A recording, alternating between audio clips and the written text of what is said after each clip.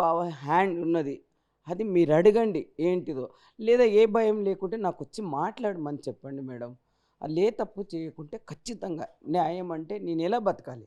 నాకు దారి చూపియాలి. మేడం. ఆ! నా పాపను ఉన్న పాప చనిపోయింది. పీజీ చదివిచ్చా పాపని. వాళ్ళ నాన్న చనిపోయి అవునమ్మా, విన్నాము. చిన్న వయసులోనే పాప తండ్రిని పోగొట్టుకుంది. 7th చదువుతుంది. డ్యాడీ చనిపోయాడు మేడం. డ్యాడీ సుఖం చూడలేదు. ఒక తండ్రి సుఖము, అన్నతమ్ముల సుఖం ఏది లేదు మేడం. డెహ్రాడూన్‌లో చదివింది మేడం. ఎంత భయంకరంగా నైట్ అక్కడికెళ్ళి పూణేలో పీజీ చేసింది మేడం.